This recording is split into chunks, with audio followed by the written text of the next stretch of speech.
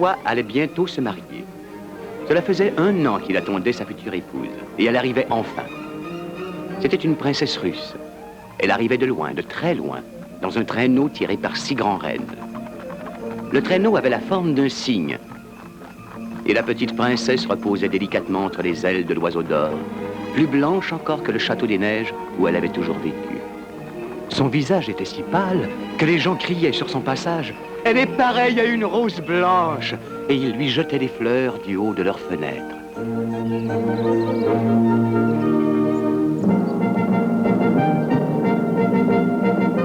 Le prince s'apprêtait à la recevoir à la poterne du château. Quand il la vit, il ploya le genou et il lui baisa la main. « J'ai un portrait de vous où vous étiez belle, mais vous êtes plus belle encore. » La petite princesse rougit sous le compliment. Et son teint était celui d'une rose blanche auparavant? Dit un jeune page à son voisin. Mais à présent, la princesse est comme une rose rouge. Toute la cour fut charmée. Durant les 3 jours qui suivirent, tous s'exclamèrent « Rose blanche, rose rouge, rose blanche, rose rouge !» Le roi ordonna que les gages du jeune page fussent doublés. Comme il n'était pas payé du tout, cela ne changeait pas grand-chose. Mais cette marque d'estime de la part du souverain fut soulignée dans la Gazette royale.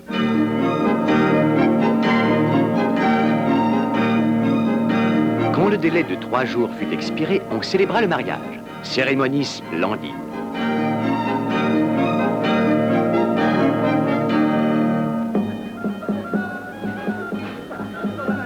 Puis ce fut un festin qui dura 5 heures. Le prince et la princesse présidaient le banquet, et il leur fut servi à boire dans une coupe de pur cristal. Seuls ceux qui s'aiment vraiment pouvaient porter cette coupe à leurs lèvres, car s'ils n'éprouvaient pas un amour sincère, leurs lèvres devenaient grises et aucun son intelligible n'en sortait. C'est l'évidence même. Ils sont amoureux l'un de l'autre. C'est clair, comme du cristal. À nouveau, le roi doubla ses gages. « Quel honneur lui est fait !» cria la foule des courtisans. Un grand bal succéda au festin. Les époux durent y danser la pavane de la rose, et le roi exécuta un petit air de flûte. Exécuter était le mot, mais personne n'osait dire au roi qu'il jouait mal de la flûte parce qu'il était le roi. En fait, il ne connaissait que 2 airs et il ne savait jamais très bien lequel il interprétait. Mais cela importait peu, étant donné que quoi qu'il fasse, chacun de s'exclamer « Charmant, charmant !» La dernière partie du programme des réjouissances était constituée par un feu d'artifice qui devait être tiré à minuit juste. La petite princesse n'avait jamais vu de feu d'artifice. À quoi ressemble un feu d'artifice? Demanda-t-elle au prince alors qu'il se promenait sur la terrasse. Un feu d'artifice, cela ressemble à une aurore boréale. Dit le roi, qui répondait toujours aux questions que l'on posait à d'autres. Mais c'est beaucoup plus naturel. Personnellement, j'aime mieux les fusées que les étoiles parce qu'on sait toujours à quel moment ça se manifeste. Et leur vision est aussi enchanteresse que mes petits airs de flûte. On avait élevé un échafaudage au fond des jardins royaux. Et dès que le pyrotechnicien royal eut mis chaque pièce d'artifice en place, celles-ci se mirent à converser entre elles. Le monde est assurément vraiment magnifique. Regardez seulement ces tulipes jaunes. Il ne leur suffirait que d'être fusées d'artifice pour atteindre la perfection. Je suis très heureuse d'avoir beaucoup voyagé. Les voyages forment l'esprit de merveilleuses manières. Cela permet d'effacer tous les préjugés que nous avons. Les jardins royaux ne représentent pas le monde, petit écervelé que vous êtes. Dit la chandelle romaine. Le monde est vaste, que dis-je, il est gigantesque. Il vous faudrait au moins 3 longues journées pour le parcourir en entier. Que me dites-vous là, le monde? C'est là où nous aimons être. S'exclama Dame Serpentin, qui se complaisait dans le récit de ses amours brisés. Mais hélas, on ne s'intéresse plus guère à l'amour. Les poètes ont tué l'amour. Ils ont tant écrit de choses sur le sujet que plus personne ne croit ce qu'ils disent. Et cela ne m'étonne guère à bien regarder. Le romantisme a été relégué aux oubliettes. C'est grotesque. Jamais le romantisme ne s'éteindra. Il se renouvelle comme la lune et il est éternel. Je ne peux que vous citer l'exemple des 2 jeunes mariés. Ils s'aiment profondément. Je tiens cette certitude d'un feu de Bengale qui ce matin m'a conté leur merveilleuse histoire. Mais Dame Serpentin hocha la tête et murmura « Le romantisme a été relégué aux oubliettes. » Dame Serpentin était de ces gens persuadés que le fait de répéter 1001 fois la même chose finit par rendre cette chose vraie. Soudain, on entendit éclater une toux sèche et rauque. Tous se retournèrent. Cela venait d'une grande fusée à l'air empreint de dédain, plantée à l'extrémité d'une longue baguette. Ce personnage toussait toujours avant d'exprimer une opinion, pour retenir l'auditoire. Le romantisme a été relégué aux oubliettes. Silence dans l'Assemblée! S'écria un gros pétard fumigène. Il s'agissait d'une espèce de politicien qui avait toujours pris une part active aux élections locales, d'où son attirance pour le langage parlementaire. Relégué aux oubliettes. Dès que le silence fut total, Sieur Fusé toussa une troisième fois, puis il parla. Sa voix était grave et il s'exprimait lentement, comme s'il dictait ses mémoires. En fait, Sieur Fusé était un personnage fort distingué. Quel grand honneur pour le fils du roi que de se marier précisément le jour où je dois moi-même être expédié dans les airs. C'est la meilleure. Je croyais qu'il s'agissait plutôt du contraire, à savoir que nous allons être expédiés dans les airs en l'honneur du prince. Il se peut que ce soit votre cas, quoique dans mon esprit cela ne fasse aucun doute. Mais à mon propos, les choses sont très différentes. Et oui, je suis un personnage qui sort de l'ordinaire, issu de parents sortant eux-mêmes de l'ordinaire. Ma mère était née Serpentin et c'était la pièce d'artifice la plus admirée de son époque. Quand elle fut présentée à un parterre de célébrités, elle tourna 19 fois sur elle-même avant de s'élever dans les airs. Et à chaque rotation, elle libéra 7 étoiles roses. Son tour de taille était impressionnant. Elle était de constitution robuste, faite de la meilleure poudre qui soit. Mon père était fusé comme moi et de noble souche. Il s'envola si haut dans les airs que les gens crurent qu'il ne redescendrait jamais.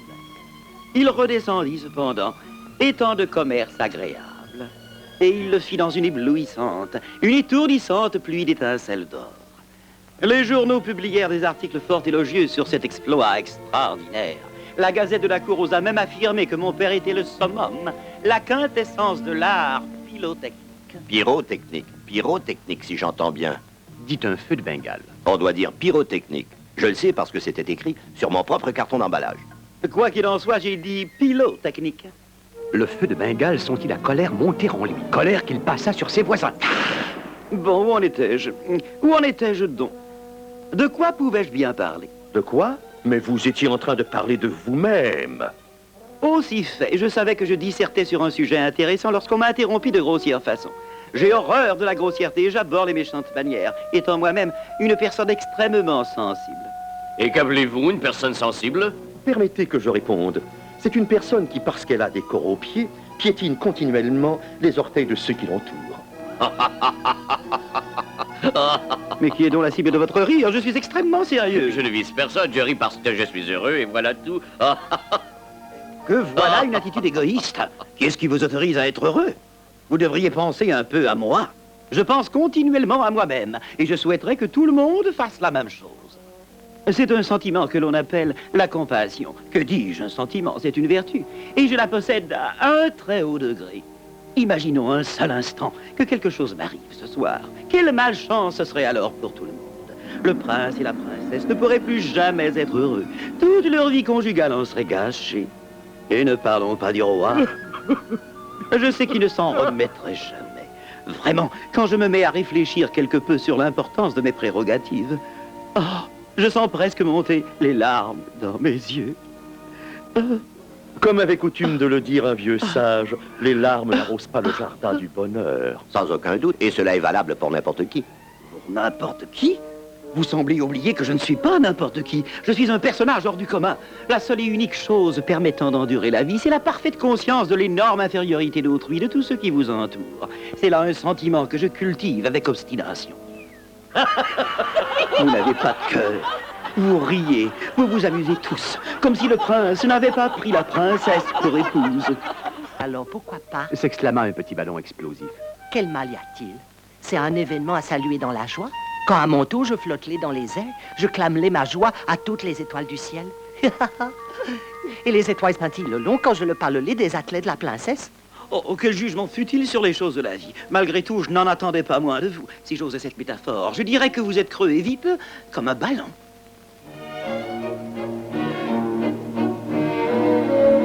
Qui sait? Un jour peut-être le prince et la princesse iront s'installer dans une région traversée par une profonde rivière. Peut-être n'auront-ils qu'un fils, un petit garçon aux cheveux couleur de sable chaud. Un petit garçon avec des yeux mauves, comme son père. Et peut-être un jour partira-t-il en promenade avec sa gouvernante. Et peut-être la gouvernante s'endormira-t-elle à l'ombre d'un grand arbre. Et peut-être le petit garçon tombera-t-il dans la rivière profonde, où il se noiera. Quel horrible malheur! Pauvres gens, pensez-y un petit peu. Ils auront perdu leur fils unique. C'est vraiment affreux, que dis-je, c'est dramatique. Je ne saurais le supporter. Non, vraiment. Mais le prince et la princesse n'ont pas perdu leur fils unique. Il ne leur est pas arrivé malheur. Ils nagent tous deux dans le bonheur. Pour l'instant, certes, mais quand je pense qu'ils pourraient perdre leur enfant, j'en suis bouleversé. Ce genre d'événement me frappe toujours. Oh, cela ne m'étonne pas. Vous êtes frappé, bien sûr. Et je dirais même que vous êtes complètement frappé. Et vous, sachez que vous n'êtes qu'un grossier personnage. Vous ne pouvez comprendre mon amitié sincère pour le prince. À quoi bon se lamenter sur ce qui n'est pas? Essayons d'apprécier le plaisant comme il est. Je sais que vous ne pensez qu'au présent, vous. Mais laissez-moi me lamenter, si j'en éprouve l'envie. Et la fusée se mit à verser de vraies larmes. Elles coulèrent le long de la baguette comme des gouttes de pluie. Et elles faillirent noyer deux petites coccinelles qui étaient sur le point de fonder un foyer et qui cherchaient un abri bien au sec pour s'installer. D'une nature romantique. Nous ne pouvons nier cette évidence. Voyez comme il se lamente sans qu'il y ait de raison à ces lamentations.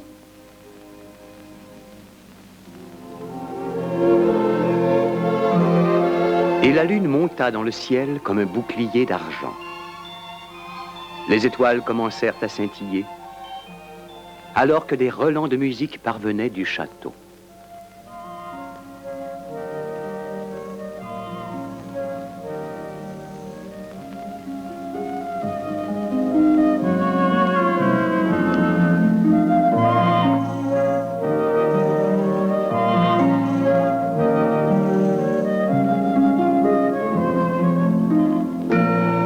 Sonnèrent à l'horloge. 11 coups. 12 coups sonnèrent. Au dernier coup de minuit, tout le monde sortit sur la terrasse. Le roi dépêcha le pyrotechnicien royal. Que l'on tire le feu d'artifice. J'ai dit, vite! Le pyrotechnicien fit une révérence au roi, puis il se dirigea vers le fond du jardin. 6 compagnons l'assistaient, chacun portant une torche fixée à l'extrémité d'un long bâton.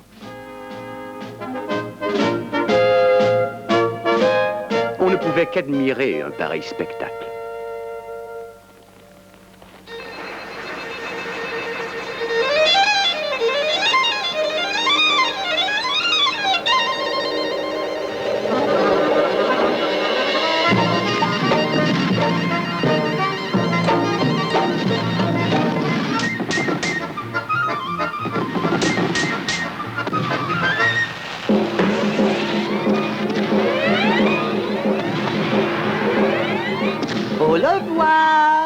Cria le ballon alors qu'il prenait son essor en lâchant une pluie d'étincelles bleutées.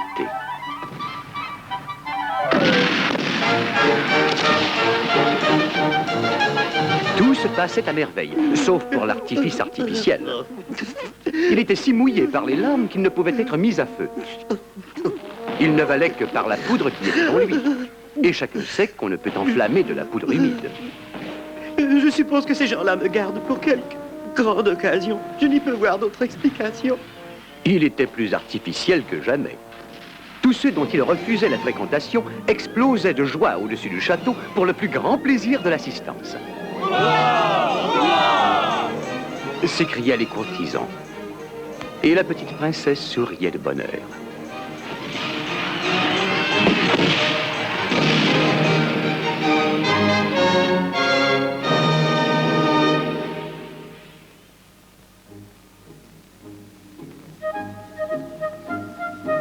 Le lendemain, les valets vinrent tout remettre en place.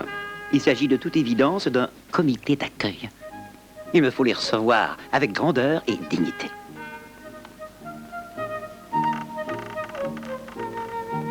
Il redressa la tête, fronça le sourcil avec sévérité et se composa l'attitude de celui qui réfléchit à un sujet important. Mais les valets n'y prenaient pas garde, chacun vacant à ses occupations. L'un d'eux remarqua sa présence. Qu'est-ce que c'est? Il vaut pas un liard, celui-là. Et il l'envoya dans les douves par-dessus le mur du château. Hein? Quoi? Il a dit pas un liard? Pas un liard? S'écriait-il, voltigeant dans les airs. J'ai compris. Il estime que je vaux plus qu'un liard. Beaucoup plus. Je vaux 100 liards, que dis-je? 1000 liards! Si je ne vaux pas un liard, c'est qu'il m'estime à une fortune. Et il tomba dans la vase. Le confort n'est pas de haute qualité, mais il doit s'agir d'une station thermale de très grande réputation. Ce manant a dû m'envoyer là pour que je puisse me refaire une santé. Il faut le dire, mes nerfs ont été soumis à rude épreuve et il me faut prendre du repos.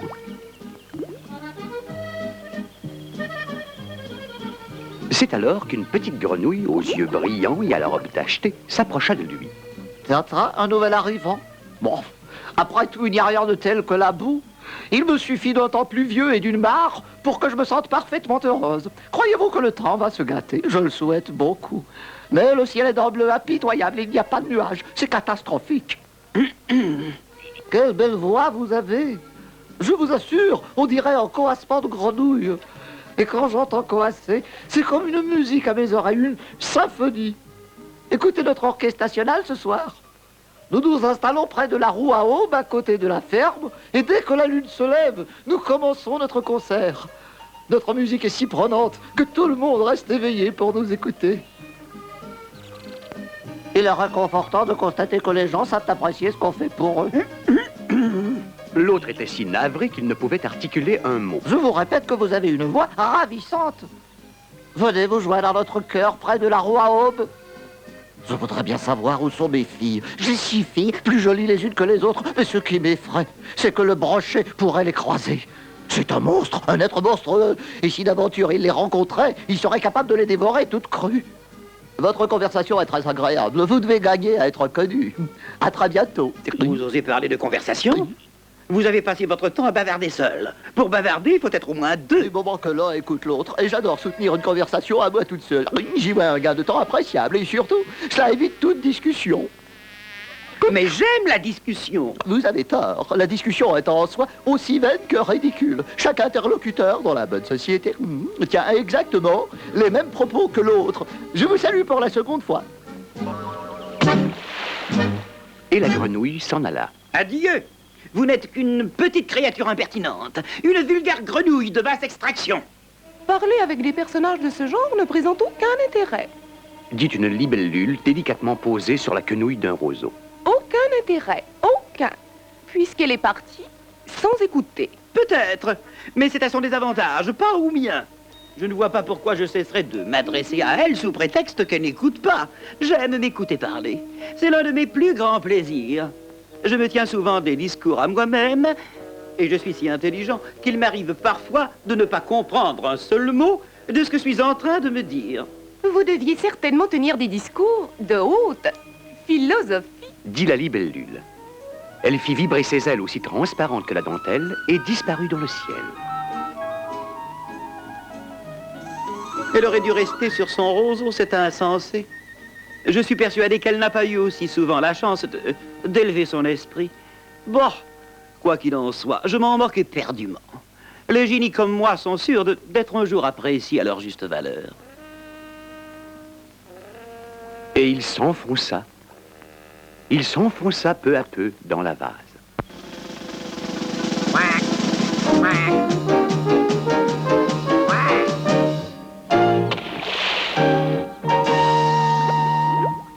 Quelque temps après, un gros canard blanc s'approcha de lui. Il avait des pattes jaunes terminées par des palmes et son dandinement lui donnait un je ne sais quoi de charmant.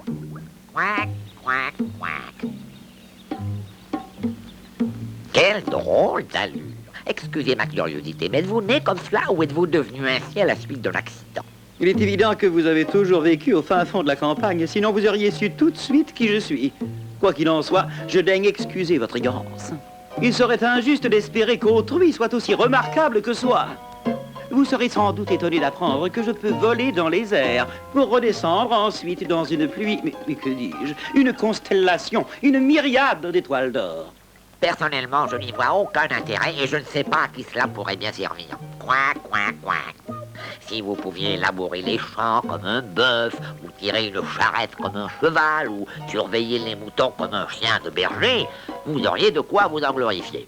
Oh, mon très cher ami, je constate que vous appartenez au vulgaire comme les autres, et plus je vous vois, plus je me dis que ma place est à la cour royale, là où je suis persuadé de faire un jour sensation. J'ai moi-même pensé devenir un personnage public, parfois. Eh oui, il y a tant de choses dans ce monde qui devraient être changées. Quack, quack, quack, quack, quack. Je suis fait pour être un personnage public. Il en va de même de mes relations, jusqu'à la plus humble d'entre elles. Chaque fois que nous apparaissons, nous soulevons une grande attention. Oh, jusqu'ici, je n'ai pas fait de véritable apparition en public. Mais attention, quand le moment sera venu, ce sera inoubliable. Les contingences de ce bas monde vous font vieillir avant l'âge. Et de plus, elles détournent l'esprit des grandes choses de l'existence. Ah, les grandes choses de l'existence. Cela mérite qu'on s'y arrête. Tiens, au fait, ça me rappelle que j'ai faim. Et le canard descendit le courant en faisant Quack, quack, quack. Quack, quack, quack, quack. Quack, quack, quack, quack, quack. Ne partez pas, et ne partez pas! J'aimerais vous faire part d'une chose fort intéressante. Mais le canard n'y prêta pas attention. Qu'il parte, au fond, c'est mieux ainsi. Cette créature a vraiment l'esprit étroit des classes moyennes.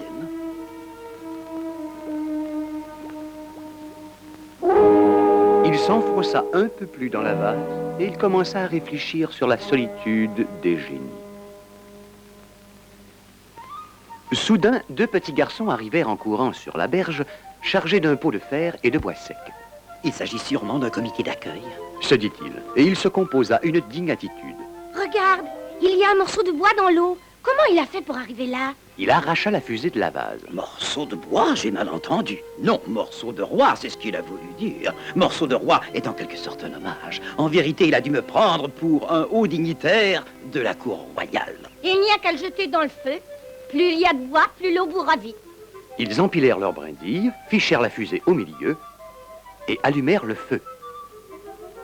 Oh, quelle merveilleuse initiative! Ils vont me lancer en plein jour et non pas dans l'anonymat de la nuit. Comme cela, tout le monde pourra me voir. Nous allons dormir si tu veux. Quand nous nous réveillerons, l'eau sera chaude. Tu es d'accord? La fusée était trempée et elle mettait du temps à s'allumer. Finalement, la mèche consentit à prendre feu. Je sais que je vais monter plus haut que les étoiles, plus haut que la lune même, plus haut que l'astre solaire. Oui, en fait, je vais monter plus haut que... Et il s'éleva droit dans les airs. Ah, c'est merveilleux! Jamais je ne pourrai cesser de monter. Youpi! Quel succès je remporte! Mais personne ne le voyait. Il commença à ressentir une curieuse sensation dans ses entrailles. Oh, je sens que je vais exploser. Je vais mettre le feu à tout l'univers. Je vais faire un tel bruit que personne n'aura d'autre sujet de conversation pendant une année entière. Pour exploser, il explosa. Mais personne ne l'entendit. Pas même les deux petits garçons qui dormaient profondément. Oh, je savais que je causerais une immense sensation. Dit-il dans un souffle, puis il disparut.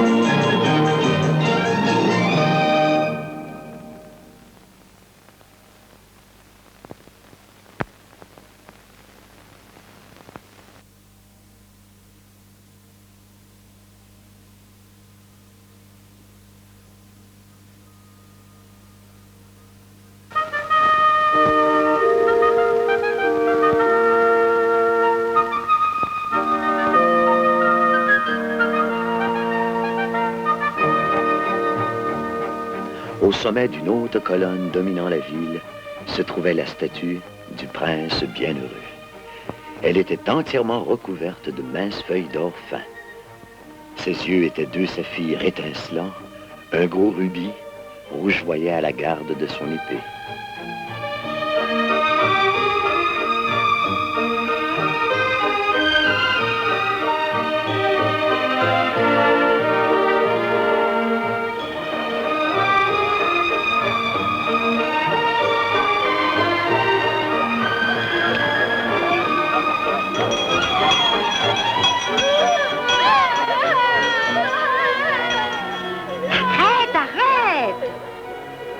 Arrête de pleurer. Regarde le prince bienheureux. Pourquoi n'es-tu pas comme lui?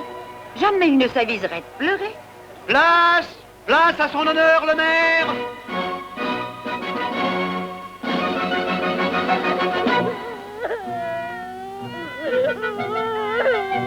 Oh! Le ciel me pardonne, c'est un petit gamin.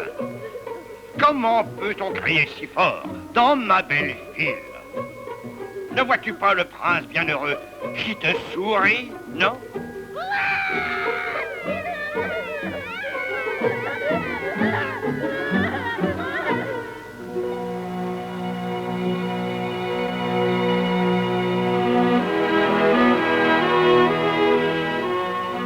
Oh, il est si beau, ce prince bienheureux. C'est vrai, on dirait un ange.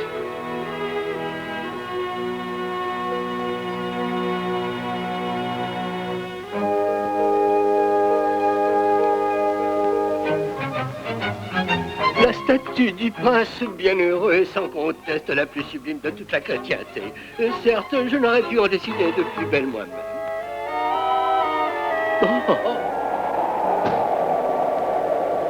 Un vent du nord glacé balaya la place.